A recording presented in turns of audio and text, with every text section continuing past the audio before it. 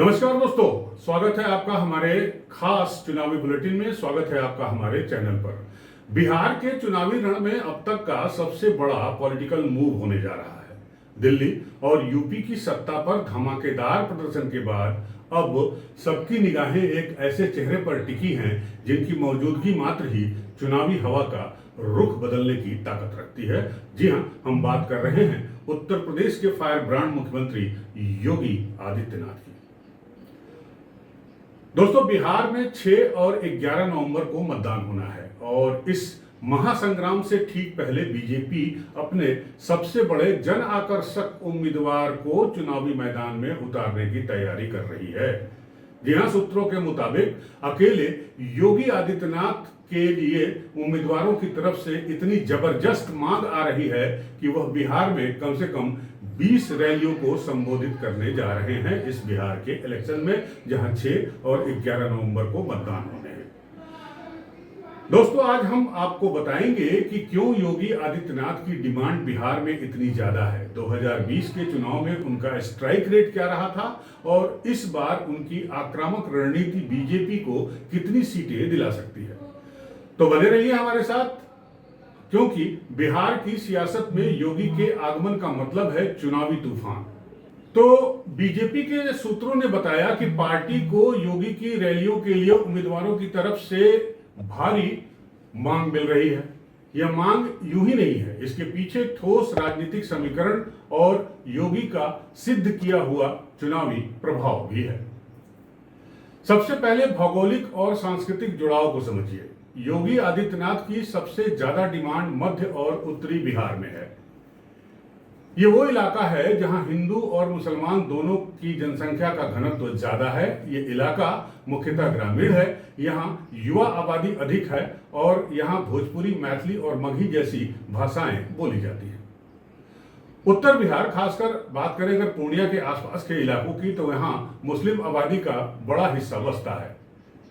लेकिन सबसे महत्वपूर्ण बात यह है कि ये क्षेत्र सांस्कृतिक और भाषाई रूप से भी पूर्वी उत्तर प्रदेश से सीधे सीधे जुड़ा हुआ है।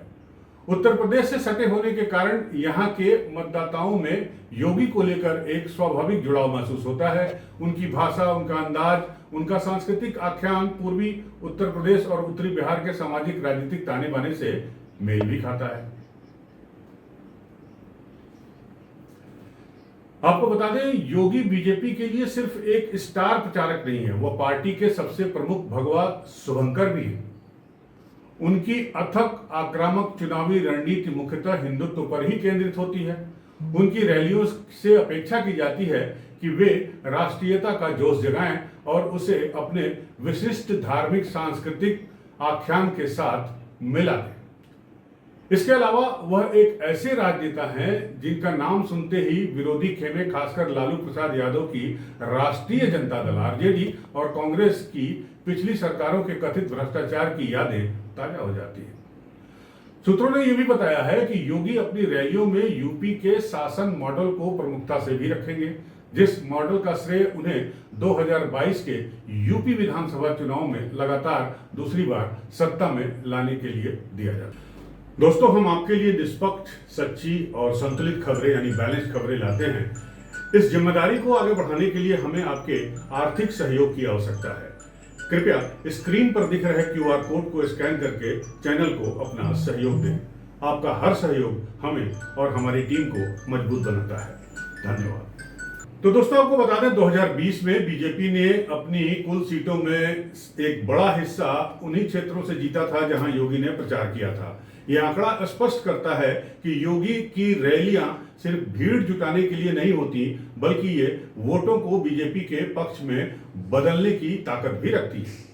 इसलिए 2023 के इस चुनाव में बीजेपी योगी के आगमन को रणनीतिक रूप से समयबद्ध और धमाकेदार राजनीतिक कदम मान रही है। सूत्रों ने बताया कि योगी 20 अक्टूबर के बाद कभी भी बिहार के चुनावी मैदान के रण में उतर सकते हैं।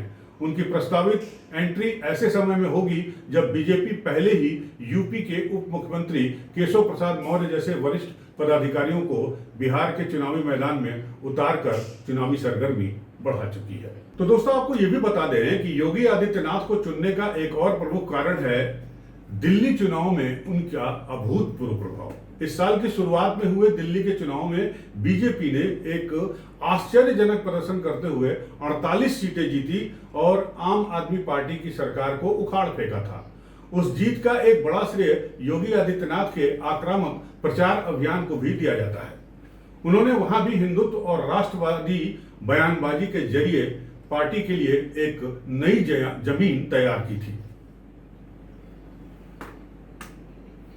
दिल्ली में बीजेपी ने रेखा गुप्ता के नेतृत्व में सरकार बनाई। सूत्रों के मुताबिक इस बार बिहार में भी रेखा गुप्ता, मध्य प्रदेश के मुख्यमंत्री मोहन यादव और असम के मुख्यमंत्री हेमंत बिस्व शर्मा के साथ प्रचार करने की उम्मीद जताई जा रही है।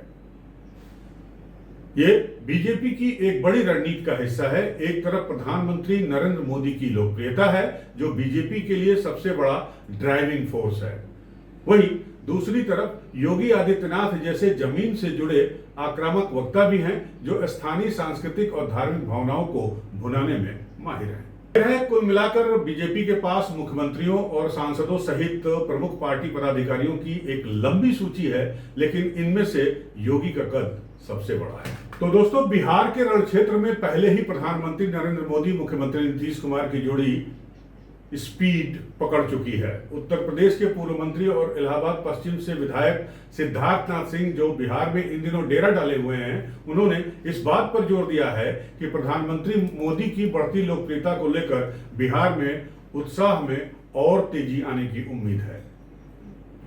और यही जब इस जोड़ी में योगी आदित्यनाथ का नाम जुड़ जाता है तो एनडीए का प्रचार अभियान एक नई ही धार पकड़ लेता है।